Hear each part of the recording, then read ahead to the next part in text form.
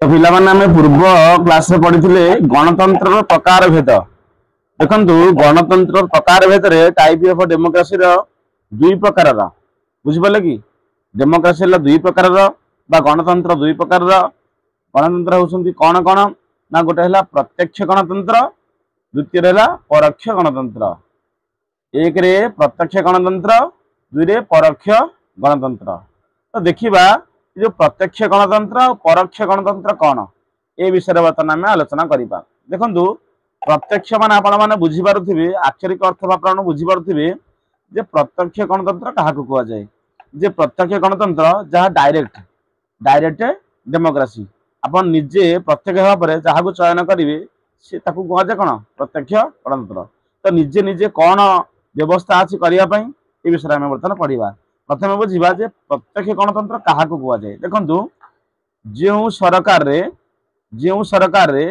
साबालक माने जो सरकार रे साबालक नागरिक माने शासन नीति प्रणयन परिचालन प्रत्यक्ष और सक्रिय भाव में अंशग्रहण करती। आउ थे कही जो सरकार रे साबालक नागरिक माने शासन नीति प्रणयन और परिचालन प्रत्यक्ष और सक्रिय भाव में अंशग्रहण करती ताको कौन कहुए प्रत्यक्ष गणतंत्र बोली कहुए। जे कि जो माने साबालक मान रहिले, जो माने 18 वर्ष ऊर्ध्व रहिले, जो माने कि भोट दान क्षमता जहाँ पाखे अच्छी से माने कौन करती शासन नीति निजे निजे प्रणयन करती एवं निजे निजे मध्य परिचालना मध्य करती। कौन करा जीव कौन न करा जीव एयर डिसीजन मध्य किए निजे जो माने साबालक अच्छा जो नागरिक माने ही निजे प्रत्यक्ष भाव में नौथिले एवं कौन करा जाउथिला ना सक्रिय भाव में अंशग्रहण मध्य करुथिले। प्रत्येक सभा समिति हो जेकोसी डिसीजन हो सी सब निजे निजे मध्य करुथिले ताको कौन कहुए प्रत्यक्ष गणतंत्र कहुआ जाए।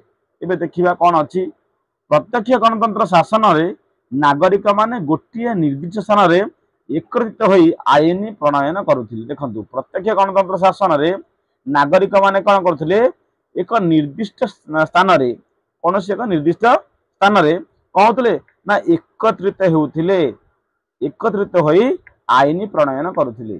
जेमती आपण मानकर गोटे गाँव रे धरि नतु गाँव रे कौन बैठक हम बारे आपण माने सुनिथिबे गाँव रे सब न्याय बसे न्याय निशाब हुए। न्याय निशाब कौन हुए जे गाँव रे किसी मुख्य लोक माने बसंती गाँव सारा लोक ना बसंती बसिला पर निज निजर मत प्रकाश करती तापरे कौन कोटा ठीक कोटा भूल विचार विमर्श करा जाए। सेमती करा जाउथला कौन जो माने देशे देश रे कौन कराउथला जे समस्त नागरिक माने गोटे जगह एकत्रित होते बुझिपारे एवं निजे निजे जहाँ व्यवस्था करेंगे निजपाई समस्ते मिलमिशी भाव में निजर मत प्रकाश करेंगे एवं ताको आईन प्रणयन करेंगे। विभिन्न सरकारी पद पदवी निर्वाचन आय व्ययर समीक्षा विचारपति नियुक्ति और अन्य शासन कार्य परिचालन करती बुझिपारे। कौन सी गोटे निर्दिष्ट स्थान रे एकत्रित होते आईन प्रणयन करुले विभिन्न सरकारी पद पदवी निर्वाचन होता एवं आय व्ययर समीक्षा विचारपति नियुक्ति अन्य शासन कार्य परिचालन करुले जहाँ चाहे जन को मुख्य करेंगे एवं किए को विभाग रही समस्ते निजे निजे निजर मत प्रकाश करी कौन करुले धार्य करुले बुझिपारे।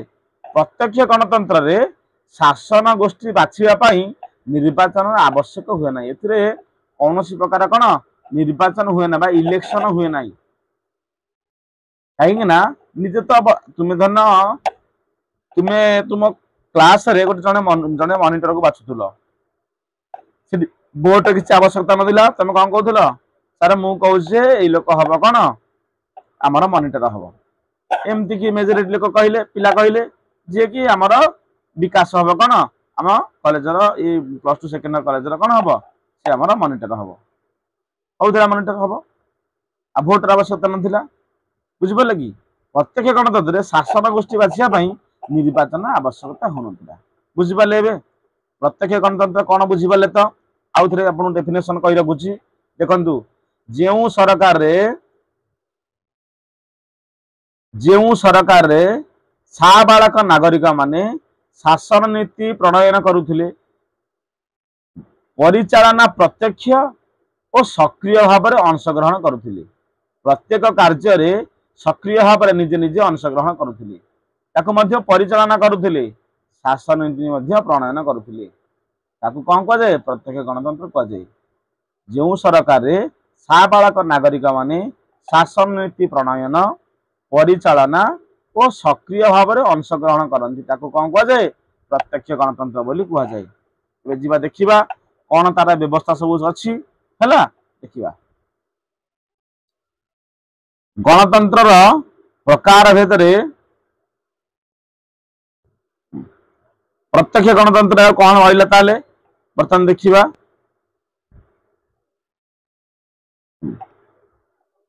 ବହୁ ପୁରାତନ କାଳରେ ଗ୍ରୀକ ଦେଶର ନାଗରିକ ମାନେ ବହୁ ପୁରାତନ କାଳରେ ଗ୍ରୀସ ଦେଶର ନଗର ରାଜ୍ୟ ମାନଙ୍କରେ କଣ କରାଥିଲା? ପ୍ରତ୍ୟକ୍ଷ ଗଣତନ୍ତ୍ର ପ୍ରଚଳିତ ଥିଲା ଗ୍ରୀସ ଦେଶରେ। କାହିଁକି ନା ପ୍ଲୁଟୋ ଆରିଷ୍ଟଟଲଙ୍କ ମତରେ ସମୟରେ ଗ୍ରୀକ ନଗର ରାଜ୍ୟ ଏଥେନ୍ସ ପ୍ରତ୍ୟକ୍ଷ ଗଣତନ୍ତ୍ର ପାଇଁ ପ୍ରସିଦ୍ଧ ଥିଲା। ଏଥେନ୍ସ ବୋଲି ଗୋଟେ ରାଜ୍ୟ ଥିଲା ଯାହାକି କଣ ହଉଥିଲା? ସେଠି ପ୍ରତ୍ୟକ୍ଷ ଗଣତନ୍ତ୍ର ପାଇଁ ପ୍ରସିଦ୍ଧ ଥିଲା। ସେଠି ସବୁ ଲୋକମାନେ ଏକାଠି ରହୁଥିଲେ, ଗୋଟିଏ ଜାଗାରେ ଏକଜୁଟ ହଉଥିଲେ। ଯୋଉମାନେ ସାବାଳକ ମାନେ ଅଛନ୍ତି ଏକଜୁଟ ହଉଥିଲେ, ଯାହା ନିଷ୍ପତ୍ତି ନବା କଥା, କି ଲିଡର ହବ, କି କୋଉ ବିଭାଗରେ ରହିବ, କି ଆୟ ବ୍ୟୟ ହିସାବ ହବ, ସବୁ ନିଜେ ନିଜେ ବସି କରୁଥିଲେ। ବୁଝିପାରିଲେ? ନଗର ରାଜ୍ୟ ଗୁଡିକ କ୍ଷୁଦ୍ର ଥିବାରୁ ଓ ନଗର ରାଜ୍ୟର ସବୁ ଅଧିବାସୀ ମାନେ ନାଗରିକତାର ଅଧିକାର ହାସଲ କରିନଥିବାରୁ ପ୍ରତ୍ୟକ୍ଷ ଗଣତନ୍ତ୍ରରେ ପ୍ରଚଳିତ ସମ୍ଭବ ହେଉନଥିଲା। ସେଠି କଣ ହଉଥିଲା ଦେଖନ୍ତୁ କଣ କହୁଛି। ଯୋଉଠି ଗୋଟେ ଛୋଟ ରାଜ୍ୟ ଅଛି, ଯୋଉଠି କି ସବୁ ନାଗରିକ ମାନେ ଗୋଟେ ଜାଗାରେ ଏକଜୁଟ ହେଇପାରିବେ, ସେଠି ପ୍ରତ୍ୟକ୍ଷ ଗଣତନ୍ତ୍ରଟା କଣ ପ୍ରଚଳିତ ଥିଲା। ଏସବୁ ଅସମ୍ଭବ କେଉଁଠି ହବ? ଯୋଉଠି ଏକଜୁଟ ହେଇପାରିବାନି, ଯେ କି ଲକ୍ଷାଧିକ କୋଟି କୋଟି ଲୋକ ଆସିଯିବେ, ସେଠି କଣ ଏକଜୁଟ କରିପାରିବେ କି? ଗୋଟେ ଜାଗାରେ ହେଇପାରିବାନି। ଯାହା ଫଳରେ କଣ ହବ? ସେଠି ପ୍ରତ୍ୟକ୍ଷ ଗଣତନ୍ତ୍ର ହୋଇପାରିବ ନାହିଁ। ବୁଝିପାରିଲେ କି? ବିଶାଳ ରାଷ୍ଟ୍ର ଗୁଡିକରେ ପ୍ରତ୍ୟକ୍ଷ ଗଣତନ୍ତ୍ର ବ୍ୟବସ୍ଥା ପ୍ରଚଳିତ ହେଉନି। ବୁଝିପାରିଲେ କଥା କଣ?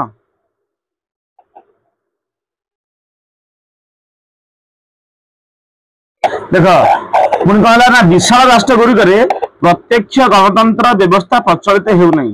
ଯୋଉଠି ବହୁତ ବଡ ଦେଶ ଅଛି, ସେ ଦେଶରେ କଣ ହେଲା ନା ଲକ୍ଷାଧିକ କୋଟି କୋଟି ଲୋକ ଜନସାଧାରଣ ରହିଲେ, ସେ ଜାଗାରେ କଣ ହବ ନା ପ୍ରତ୍ୟକ୍ଷ ଗଣତନ୍ତ୍ର କରାଯାଇ ପାରିବ ନାହିଁ। କାହିଁକି ନା ଏମିତି କୋଉଠି ଏତେ ବଡ ଜାଗା ନାହିଁ ଯୋଉଠି ସବୁ ଆପଣଙ୍କର ଦେଶର ସବୁ ଲୋକମାନେ କଣ ଗୋଟେ ଜାଗାରେ ଏକାଠି ହେଇପାରିବେ, ସବୁ ନାଗରିକ ମାନେ ଗୋଟେ ଜାଗାରେ ଏକଜୁଟ ହେଇପାରିବେ, ଯୋଉଠି ସମ୍ଭବ ନୁହେଁ।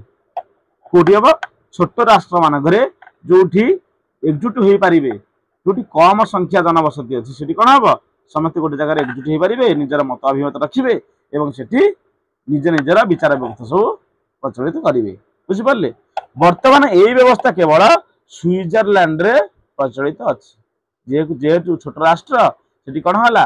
ସମସ୍ତେ ଯାଇ ଗୋଟେ ଜାଗାରେ ଏକଜୁଟ ହେଲେ ଏବଂ ନିଜର ମତ ପ୍ରକାଶ କଲେ। ବୁଝିପାରିଲେ? କେବଳ ସୁଇଜରଲ୍ୟାଣ୍ଡ କେବଳ ଛୋଟ ଦେଶ ନୁହେଁ, ଏମାନଙ୍କର ଏହି ଗଣତନ୍ତ୍ର ପ୍ରଚଳିତ ହେଉଛି। କେବଳ ସୁଇଜରଲ୍ୟାଣ୍ଡ, ଯେମିତି ସୁଇଜରଲ୍ୟାଣ୍ଡ ଭଳି କେତେକ ଛୋଟ ଦେଶ ଅଛନ୍ତି ଯୋଉଠି କଣ ହବ? କେବଳ ପ୍ରତ୍ୟକ୍ଷ ଗଣତନ୍ତ୍ର ପ୍ରଚଳିତ ହେଉଛି। ବୁଝିପାରିଲ? ସୁଇଜରଲ୍ୟାଣ୍ଡର ଗୋଟେ କ୍ୟାଣ୍ଟନ, ଏମାନଙ୍କର ଲୋକମାନେ ଏକତ୍ର ନଗର ସଭା ବା ମୁକ୍ତ ଆକାଶ ତଳେ, ନଗର ସଭା ବା ମୁକ୍ତ ଆକାଶ ସଭା ବୋଲି କୁହାଯାଏ, ସେଠାରେ ମିଳିତ ହୋଇ ଆଇନ ପ୍ରଣୟନ କରନ୍ତି। ଶାସନ କାର୍ଯ୍ୟରେ ସକ୍ରିୟ ଅଂଶଗ୍ରହଣ ମଧ୍ୟ କରନ୍ତି। ସୁଇଜରଲ୍ୟାଣ୍ଡ ବ୍ୟତୀତ ଯୁକ୍ତରାଷ୍ଟ୍ର ଆମେରିକା, ଅଷ୍ଟ୍ରେଲିଆରେ ମଧ୍ୟ ପ୍ରତ୍ୟକ୍ଷ ଗଣତନ୍ତ୍ର ସ୍ୱରୂପ ଦେଖିବାକୁ ମିଳିଥାଏ। ପ୍ରଚଳିତ ପ୍ରତ୍ୟକ୍ଷ ଗଣତନ୍ତ୍ରରେ କେତୋଟି ଉପାଦାନ ଅଛି ତାକୁ ମଧ୍ୟ ବର୍ତ୍ତମାନ ଆମେ ଯିବା ଦେଖିବା। ବୁଝିପାରିଲେ? କେବଳ ସୁଇଜରଲ୍ୟାଣ୍ଡରେ ଏହା ବ୍ୟବସ୍ଥା ଅଛି, କାହିଁକି ନା ସେଠି ସବୁ ସାଧାରଣ ମାନେ ସବୁ ନାଗରିକ ମାନେ ଗୋଟେ ମୁକ୍ତ ଆକାଶ ତଳେ କଣ ହେବେ? ଏକଜୁଟ ହେବେ। ବୁଝିପାରିଲେ କି? ଏବେ ଦେଖିବା ଗଣଭୋଟ କଣ। ଦେଖନ୍ତୁ ଗଣଭୋଟ କହିଲେ କଣ ବୁଝାଯାଏ? ଗଣଭୋଟ ବା ଜନମତ, ଗଣଭୋଟ ବା ଜନମତ ଗ୍ରହଣ ପ୍ରତ୍ୟେକ ଗଣତନ୍ତ୍ର ଏକ ପ୍ରଧାନ ଉପାଦାନ। ବୁଝିପାରିଲେ କି? ଗଣଭୋଟ ବା ଜନତାଙ୍କର ମତ ହେଉଛି ପ୍ରତ୍ୟକ୍ଷ ଗଣତନ୍ତ୍ର ଏକ ପ୍ରଧାନ ଉପାଦାନ। ପ୍ରତ୍ୟକ୍ଷ ଗଣତନ୍ତ୍ର ପ୍ରଚଳିତ ଥିବା ରାଷ୍ଟ୍ରରେ କୌଣସି ଶାସନ ନୀତି ବ୍ୟବସ୍ଥାପିକା ସଭା ଦ୍ୱାରା ଅନୁମୋଦିତ ହୋଇ କାର୍ଯ୍ୟକାରୀ ହେବା ପୂର୍ବରୁ ସେଗୁଡ଼ିକ ଅନୁମତି ହେବା ପାଇଁ ଜନସାଧାରଣ ପାଖକୁ ପଠାଯାଏ। ଯଦି କୌଣସି ନିୟମ କାନୁନ କରାଯାଏ जदि कौन विचार विमर्श करा जाए जहाँ नुआ निष्पत्ति नियाजिबो कौन कराहब आगे लोक मान पाखु पठाहब से मत निया सारा पर से कौन कार्यकारी हेब संख्या अधिक जनसमर्थ लाभ कले से गुड़िक कार्यकारी हुए जो कौन हम मेजोरिटी जो मत प्रकाश करेंगे अधारू अधिक जनसाधारण जो मत प्रकाश करेंगे कौन कार्यकारी यही व्यवस्था जो व्यवस्थापिका सभा मनमुखी आईन प्रणयन करें बुझिपारे कि यही व्यवस्था जो ये जो व्यवस्था अच्छी जहाँ निष्पत्ति नियाजिब सब लोक मान पाखु पठाଯିब बा नागरिक मान पठाଯିब मेजोरिटी नागरिक जहाँ समर्थन करेंगे जो कथा को समर्थन करेंगे सेटा ही कार्यकारी हेब से कि मनमुखी शासन करें ना यही पद्धति जो व्यवस्थापिकार आईन प्रणयन क्षमता उपर जनसाधारण प्रत्यक्ष नियंत्रण अच्छी निजे निजे किसी जहाँ निष्पत्ति ने व्यवस्था मानिया बाध्य किसी कौन मनमुखी शासन करें ना बुझिपारे गणभोट मान बुझिपारे तो जहाँकि जनसाधारण माने जो निष्पत्ति ने जहाँ नियम करेंगे ताकि ही मानिया बाध्य मेजोरिटी जहाँ सपोर्ट करेंगे से कथा ही कार्यकारी हेब बुझिपारे एबे देखिबा गण उद्योग कौन देखु गण उद्योग प्रत्यक्ष गणतंत्र अन्य एक उपादान यह जनसाधारण उद्यम आईन प्रणयन करने क्षमता को बुझाए जनसाधारण द्वारा जनसाधारण उद्यम जो आईन प्रणयन कराहब कौन कह गण उद्योग बोली कहुए जिते बारे संख्या अधिक भोटदाता बुझिपारे कि कौन नूतन आईन आवश्यकता अनुभव करती जदि संख्या अधिक मेजोरिटी लोक चिंता करती ना यही आईन आने प्रत्येक रास्तार जीवा समय हेलमेट पिंधा निहाती आवश्यक जदि यही आईन आने कौन हम जदि मेजोरिटी जनसाधारण जहाँ नागरिक मान जहाँ ये जो कथा को जदि यही आईन को जदि आवश्यकता अनुभव करती आम निहाती आवश्यकता अच्छी कौन कराहब ना आईन प्रणयन कर देखुए प्रत्येक गणतंत्र किभली आवश्यकता अच्छी प्रत्यक्ष गणतंत्र रे जहाँ जनसाधारण चाहिए अनुभव करेंगे मेजोरिटी ताकू प्रायोरिटी दिज्व बुझिपारे संविधान में कौन संशोधन चाहती जदि संविधान कौन संशोधन चाहती से कौन हम से आईन बा संविधान संशोधन प्रस्ताव चिठा प्रस्तुत कर व्यवस्थापिका को पठाते जदि कौन आईन रे संशोधन करने को चाहिए कौन हम व्यवस्थापिका कौन चिठा गोटे प्रस्तुत कर लिखा व्यवस्था सभा ताकू अनुमोदन करी आईन प्रणयन करे जेहेतु मेजोरिटी लोक एक्सेप्ट करिसंती तो कौन हम ताकू आईन प्रणयन करेंगे गण उद्योग बुझिपारे एबे जीवा प्रत्याहार पिला माने प्रत्याहार बोले आपण माने बुझिपारथिबे अर्थात कौन क्षमताच्युत करवा देखिए कौन आज क्षमताच्युत करने कौन व्यवस्था अच्छी प्रत्याहार प्रत्यक्ष गणतंत्र एक विशेष उपादान अटे यही पद्धति द्वारा कौन निर्दिष्ट समय पर्यंत जड़े प्रतिनिधि निर्वाचित होते से जदि अयोग्य बोली विवेचित हुंती किंबा जनसाधारण कल्याण कार्य न करती तेबे भोटदाता माने संख्याधिक मत द्वारा पदच्युत करें देखु प्रत्यक्ष गणतंत्र कौन सुविधा अच्छी जदि कौन यही पद्धति द्वारा जदि कौन निर्दिष्ट समय पर्यंत जड़े प्रतिनिधि मुख्य भाव में परिगणित करिसंती जदि चाहिए ताकू गादीच्युत करने जे अनुभव करुछंती ये कार्य ठीक से कौन निर्वाह करूना मनमुखी करुछंती जदि देखिले ताहले ताकू कौन कर जाय परिबो मेजोरिटी जनसाधारण कौन करेंगे चाहिए प्रत्याहार करने से दायित्व पाखे अच्छी जदि चाहिए कौन प्रत्याहार करें संख्याधिक मत द्वारा मेजोरिटी कौन जोटा समर्थन जदि करेंगे जदि अधारू अधिक नागरिक जदि समर्थन करेंगे ताहले कौन कर गादीच्युत प्रत्याहार मान बुझे प्रत्याहार पद्धति भोटदाता हाथ में शासन प्रतिनिधि को नियंत्रण कर क्षमता अच्छी कौन शासन प्रतिनिधि कौन शासक प्रतिनिधि अधिक समय रही पारे ना जदि भल शासन कले रही पारे जदि मनमुखी शासन कले ठीक ठाक कार्य निर्वाह कले ना ताहले जनसाधारण जदि चाहिए तुरंत गादीच्युत करें समय सेमती किसी धार्य ना बुझिपारे एबे देखिबा जनमत प्रत्याहार कथा बुझिपारे एबे देखिबा जनमतर व्यवस्था कौन अच्छी देखंतु जनमत अथवा प्लेबिसाइट एक फरासी शब्द जहाँ मूल लाटिन शब्द जे कि प्लेबिसिट रु आनीत होइछि बुझिपारे। ये जो अच्छी जनमत अथवा प्लेबिसाइट ये हूँ फरासी शब्द आ मूलटा हूँ कौन लाटिन शब्द प्लेबिसिटिम बुझिपारे कि ये जो प्लेबिसिटम अच्छी ये सब जार अर्थ होउछि भोट दाता को निवेदन बुझले कि जार अर्थ होउछि भोट दाता को निवेदन कौन निवेदन करा जीवो यार अर्थ होउछि प्रत्यक्ष भोट माध्यम रे कौनसी एक राजनैतिक प्रसंग उपरे सेमानंकर इच्छा अथवा मत को जानिबा यह द्वारा लोक माने कौनसी एक प्रसंग समर्थन अथवा प्रत्याख्यान करती लोक माने जदि चाहिए जहाँ गोटे प्रसंग को समर्थन करि पारंती बा प्रत्याख्यान मध्य करिबा ये जनमतर आवश्यकता अछि। उदाहरण स्वरूप नुआ करी ग्रहण करा जायथिया संविधान ऊपर लोक मानकर मतमत पाई पब्लिसाइट रे व्यवहृत होइथाय बुझिपारले गोटे नुआ संविधान करिबा ताको हम जनमत निया जीवो जहाँ चाहिए ताहा हबो बुझिपारले। एबे देखिबा आपण माने बुझिपारले प्रत्यक्ष गणतंत्र कौन एवं प्रत्यक्ष गणतंत्र जो उपादान गुड़िक रही सेगुड़िक मध्य कथा आपण बुझिपारले गण भोट कथा बुझिपारले गण उद्योग कथा बुझिपारले प्रत्याहार माने गादीच्युत जोटा कहते प्रत्याहार कथा बुझिपारले एवं जनमत बुझिपारले। एबे देखिबा परोक्ष गणतंत्र प्रत्यक्ष गणतंत्र आपण माने बुझिले एबे देखिबा परोक्ष गणतंत्र कौन देखंतु आधुनिक राष्ट्र आयतन लोक संख्या वृद्धि आ कौन शासन व्यवस्था जटिलता हेतु वर्तमान प्रत्यक्ष गणतंत्र व्यवस्था प्रचलित हो पार नहीं बुझिपारले। राष्ट्र हूँ एक बड़ बड़ राष्ट्र संख्या अधिक कोटी कोटी बर्तमान 140 कोटी भारतर जनसाधारण जनसंख्या 140 कोटी लोक गोटे जगह एकजुट हो पारे जो 140 कोटी जनसाधारण जो मैंने अच्छा जो मैंने नागरिकत्व प्राप्त होती 18 वर्ष अधिक समस्ते कोटी कोटी लोक कौन कौन एक भारत एमती कौन जगह कह जो सब कोटी कोटी लोक आभरेज गोटे कहते 100 कोटी लोक गोटे जगह एकत्रित हो पारे संभव हो पार संभव हो पारे से ये भारत में आम भारत भली जो राष्ट्र गुड़िक अच्छी ये सब जगह प्रत्यक्ष गणतंत्र कार्यकारी हो पार बुझिपारे। ये कौन हम ना परोक्ष गणतंत्र जहाँ वर्तमान आपण माने उपलब्धि करुछंती बुझिपारे।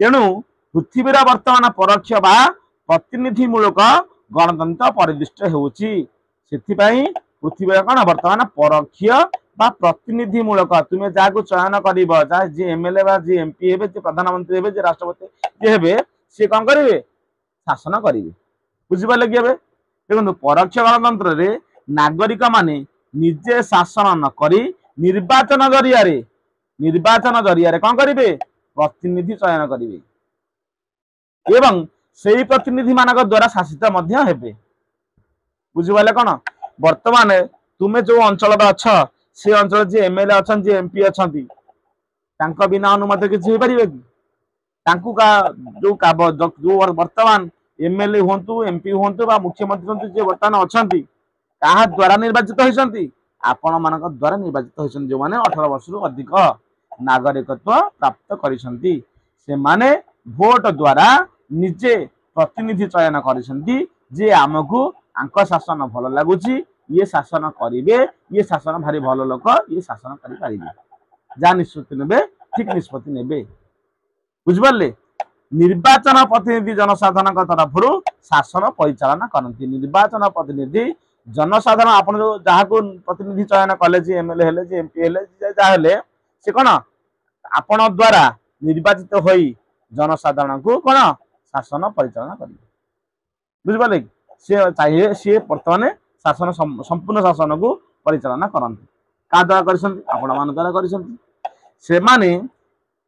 सेमानकर शासन पर शासक विधायक सभा और जनसाधारण निकट में दायी रहती प्रत्येक क्षेत्र देखुवे आज यहाँ हो पारानी ये दायी किए आम अंचल एमएलए ये कार्य हो पारानी ये दायी किए ये मुख्यमंत्री दायी शासक दल हूँ दायी विभिन्न क्षेत्र में से उत्तरदायी रे कहीं आपण भोट दे चयन कर निर्वाचित कर ठीक काम न कले हरियाणा पूर्व सरकार भल कार्य करुले सरकार थे आम मैंने भोट देते आज आम भोट देलानी से गादीच्युत हेले नुआ सरकार आसिले नुआ सरकार बर्तमान जहाँ कार्य कर ठीक कर तो जदि ठीक न कले आपण मैंने चाहिए पुणी 5 वर्ष पर गादीच्युत करें बुझिपारे या कौन परोक्ष गणतंत्र जहाँकि आम भारत वर्ष बर्तमान चली परोक्ष गणतंत्र परोक्ष गणतंत्र बा प्रतिनिधिमूलक गणतंत्र युक्तराष्ट्र America Great Britain Bharat Japan प्रभृति देश मान प्रतिष्ठा हुए बुझिपारे कि ये सब कौटी हुए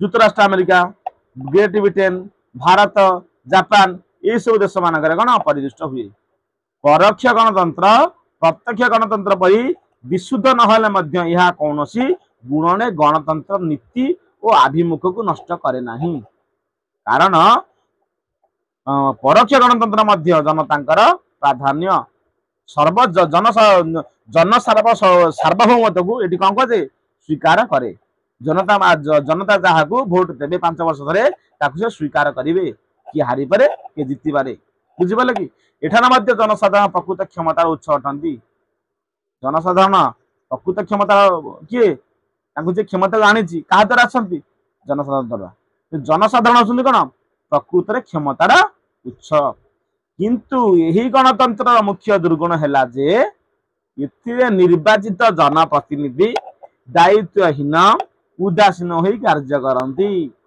गोटे खराब गुण है कौन ए जो जनप्रतिनिधि मैंने जी थे गादी को आसिले जी मुख्य हेले से कौन ए चाहिए कार्य करें चाहिए ना अति कम 5 वर्ष बुझिपारे दायित्वहीन उदासीन हो कार्य करती एणु परोक्ष गणतंत्र को सठिक भाव परिचालना भोट गण उद्योग और प्रतिनिधि प्रत्याहार पर व्यवस्था रहा दरकार ये जो परोक्ष गणतंत्र को प्रत्यक्ष गणतंत्र भाया कौन कर आवश्यकता अच्छी गण भोट चाहिए पुनर्बार संगे संगे कौन हम गण भोट कर दि जापर गण उद्योग द्वारा कौन हम जे निष्पत्ति नि प्रतिनिधि प्रत्याहार पर व्यवस्था चाहिए पुणी पुनर्बार गादीच्युत कर पूर्व सरकार भल करते ठीक करना 2 वर्ष पूरीगला 3 वर्ष पूरीगला 5 वर्ष पर अपेक्षा करना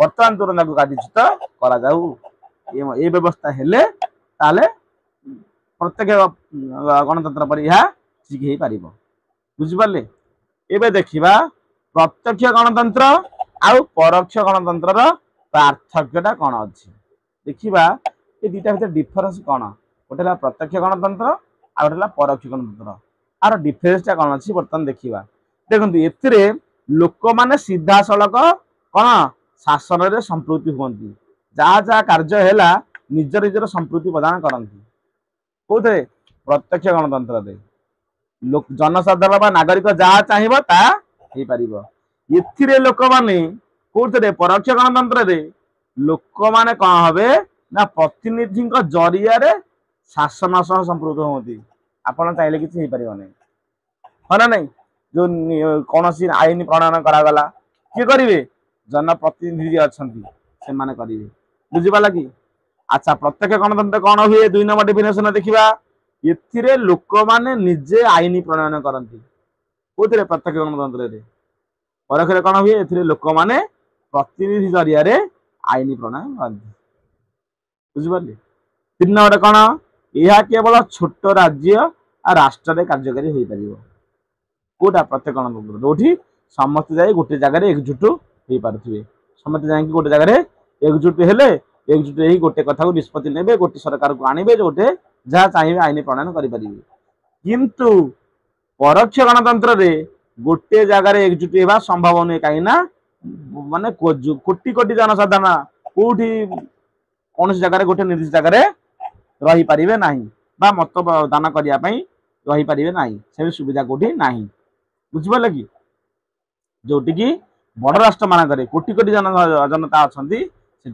परोक्ष गणतंत्र उद्दिष्ट एवं आपण मैंने बुझीपारे जे प्रत्यक्ष गणतंत्र कौन परोक्ष गणतंत्र कौन ए पूरा पुंखानुपुंख भाव कहगला एवं आशा करे आपण मैंने भल भाव शुणिबे देखु राजनीति विज्ञान एक माने एत सहज आपको मन करतुनि आपण मैंने बुझिपारे कि कहीं जहाँ वर्तमान आम शासित होती जो परोक्ष गणतंत्र रे ये सब राजनीति विषय में विभिन्न प्रकार कौन फ्यूचर जब आप राजनीति करेंगे तो राजनीति विज्ञान रे स्पेशल पेपर नहीं आपन कौन हम सुविधा हम सहज हो बुझिपारे कि तेणुक राजनीति विज्ञान को आप सहज मन करेंगे ना आपको मन कर भिडियो को सब देखिए शुणे एवं परवर्ती समय जिते आम आलोचना करवा प्रश्न उत्तर आमर इतिहास विभाग मैंने प्रश्न उत्तर आलोचना लाइव क्लास करुले किसी पे बुझी होनी कहीं बुझी होनी जो वीडियो छड़ा जाऊँगी तुम मान पाखु भलसे देखुना जो देख प्रश्न उत्तर आलोचना कर तुमको सहज हम तेणुक पाने कि अवहेला करेंगे ना समस्ते ये वीडियो को देखिए शेष पर्यटन देखिए एवं आपण मैंने प्रश्न उत्तर आलोचना करेंगे देखिए बहुत सुविधा हम आपण प्रश्न उत्तर को साध्य करवा बुझिपारे ये रोचे पुणी आसवा गणतंत्र निहितार्थ कौन ये गणतंत्र विषय आउ कि ये विषय आम बर्तने पढ़ा नुआ एक क्लास रे आज मैं रोची जय जगन्नाथ।